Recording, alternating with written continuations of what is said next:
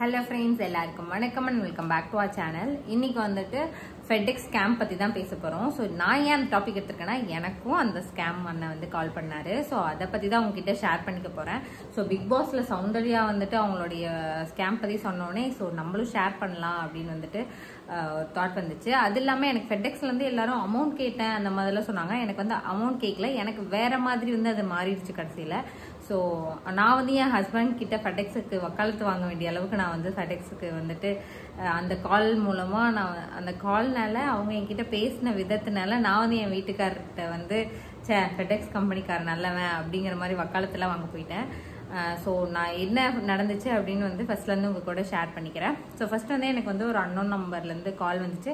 நான் மேபி ஏதாச்சும் Amazon order போட்டுப்போம் அதுவாக இருக்கும்னு நான் வந்து ஃபர்ஸ்ட் அட்டன் பண்ணேன். அட்டன் பண்ண உடனே ஒரு கம்ப்யூட்டர் வாய்ஸ் வந்து எடுத்துச்சு. ஸோ இந்த கால் வந்து உங்களுடைய கொரியர் வந்துட்டு மும்பையில் வந்துட்டு நிற்கிது நீங்கள் அப்படின்னு வந்து எனக்கு கால் வந்துச்சு. இந்த கொரியர் பற்றி உங்களுக்கு தெரிஞ்சுக்கணும் அப்படின்னா இந்த நம்பர் அனுப்புங்க, 1 அமுத்துங்க 2 அமுத்துங்கன்னு சொன்னாங்க. ஸோ எனக்கு என்ன கொரியர்னே தெரியல. ஸோ நான் அதனால 1 அமர்த்திட்டேன். இதில் ஃபர்ஸ்ட் விஷயம் என்ன அப்படின்னா இந்த மாதிரி கம்ப்யூட்டர் வாய்ஸ் கூட இப்போல்லாம் ஃபேக்காக நடக்குது. ஸோ அதில் நான் வந்து அவேராக இல்லை. சீரியஸாக சரி கம்ப்யூட்டர் வாய்ஸ் தானே இது ஏதாச்சும் கண்டிப்பாக கம்பெனிலேருந்து தான் வந்திருக்கோம் அப்படின்னு நான் வந்து 1 அமர்த்திட்டேன். ஸோ 1 அமுத்தினோடனே எனக்கு வந்துட்டு அந்த கஸ்டமர் கேருக்கு வந்து போச்சு. ஸோ அப்போ வந்து அவங்க எனக்கு எடுத்தோடனே உங்களுக்கு எதை பற்றி தெரியணும் அப்படின்னு கேட்டாங்க. ஸோ நான் வந்து இந்த மாதிரி ஏதோ என் பேரில் கொரியர் போயிருக்காமா அப்படின்னு கேட்டேன். ஸோ எனக்கு அதை பற்றி தெரியணும் அப்படின்னு சொன்னேன். ஸோ 1 நிமிஷம் இருங்க நான் செக் பண்ணி சொல்கிறேன் அப்படின்னு அந்த அண்ணன் வந்துட்டு கொஞ்ச நேரம் டைம் எடுத்துக்கிட்டாங்க. ஸோ டைம் எடுத்து எஸ் ஆமாம் உங்கள் பேரில் இருந்து உங்கள் ஆதார் நம்பர்லேருந்து மும்பை டு ஈரான் வந்து கொரியர் வந்துட்டு போக இருந்துச்சு. ஆனால் வந்து அந்த கொரியர் போகலை அப்படின்னு சொன்னாங்க. மும்பை டு ஈரானா அப்படின்னு எனக்கு வந்து கொஞ்சம் ஷாக் ஆகிடுச்சு.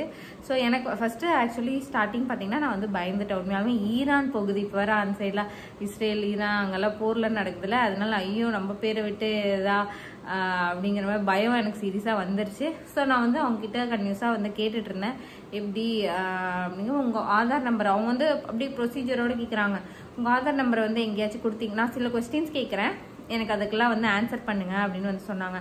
சரி கேளுங்க அப்படின்னு சொன்னேன். நான் வந்துட்டு ஒரு வேலை அமௌண்ட் அந்த மாதிரி கேட்க போகிறாங்களோ அப்படின்னு நினச்சிட்டேன். பட் எனக்கு அந்த மாதிரிலாம் எதுவுமே கேட்கல. உங்கள் ஆதார் நம்பர் எங்கேயா கொடுத்தீங்களா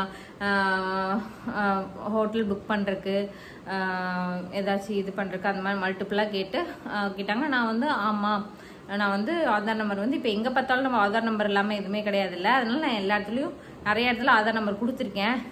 ஈவன் பஸ் புக்கிங்லேருந்து எல்லாத்துக்குமே நமக்கு ஆதார் நம்பர் தான் கேட்குறாங்க. ஸோ என் ஆதார் நம்பர் நான் கொடுத்துருக்கேன் அப்படின்னு சொல்லிட்டேன். ஸோ அடுத்த 2வது கொஸ்டினா ஷுவராக நீங்கள் வந்து இந்த கொரியர் அனுப்பலை. ஃபர்ஸ்ட் ஆக்சுவலி இந்த கொஸ்டின் தான் ஃபஸ்ட்டு கேட்டாங்க. ஷுவராக இந்த கொரியர் அனுப்பலைன்னா நான் ஷுவராக அனுப்பலை அப்படின்னு சொல்லிட்டேன். அடுத்ததான் இந்த ஆதார் நம்பர் எங்கேயா கொடுத்தான்னு கேட்டாங்க. நான் இல்லைன்னு சொல்லிட்டேன். சரி அப்படின்ட்டு அவங்களே வந்து சொன்னாங்க மேபி உங்களுடைய நேம் ஃபோன் நம்பர் ஆதார் நம்பரை வந்துட்டு யாராவது மிஸ்யூஸ் பண்ணியிருக்கலாம். உங்களோட இதை வச்சு அங்கே வந்துட்டு கொரியர் ஈரானுக்கு வந்து கொரியர் அனுப்பியிருக்காங்க. ஸோ நீங்கள் வந்து செக் பண்ணிக்கோங்க அப்படின்னு சொன்னாங்க. அப்படியா நான் வந்து இது எல்லாமே கான்வர்சேஷன் எல்லாமே இங்கிலீஷில் வந்து போயிட்டு இருந்துச்சு. சரி நான் பார்த்துக்கிறேன். நான் வந்து இதுக்கு என்ன பண்ணணும் அப்படின்னு எனக்கு நடுவில் வந்து கொஞ்சம் டவுட் ஆயிடுச்சு. சரி நடுவில் என்ன பண்ணணும் அப்படின்னு கேட்டேன். அவங்க வந்துட்டு என்ன சொன்னாங்க அப்படின்னா நீங்கள் வந்துட்டு சைபர் கிரைமில் வந்துட்டு கம்ப்ளைண்ட் பண்ணுங்க அப்படின்னாங்க.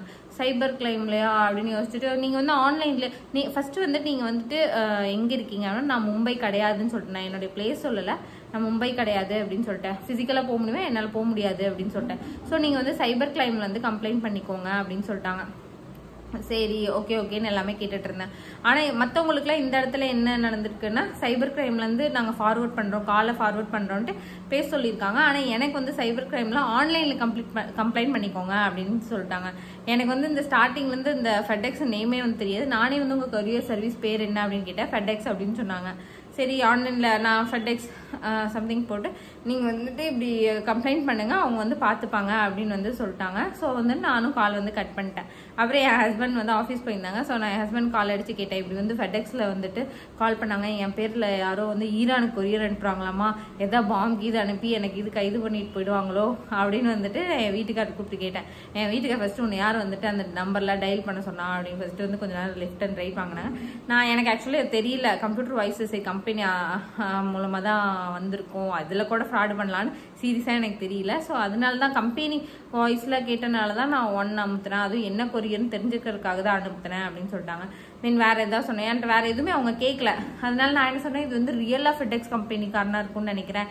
ஏன்னா என்னை வந்து ஆன்லைனில் கம்ப்ளைண்ட் வந்து பதிவு பண்ண சொல்லிட்டான். ஸோ இவனை தப்பாக சொல்லாதீங்க, இல்லை இப்போ தான் ஃபெடெக்ஸில் தான் நான் வந்து நிறைய கம்ப்ளைண்ட் வந்துட்டு வருது, நீ ஏன் அதை பண்ண இவன் வந்து என்கிட்ட வேறு எதுவுமே கேட்கல. இவன் வந்து நம்மளே ப்ரொசீட் பண்ணிக்க சொல்லிட்டான் அப்படின்னா வந்துட்டு இவன் வந்து ஜென்யூன் தானே அப்படின்னு வந்துட்டு கொஞ்சம் நேரம் வக்காலத்து வாங்கிட்டு இருந்தோம்.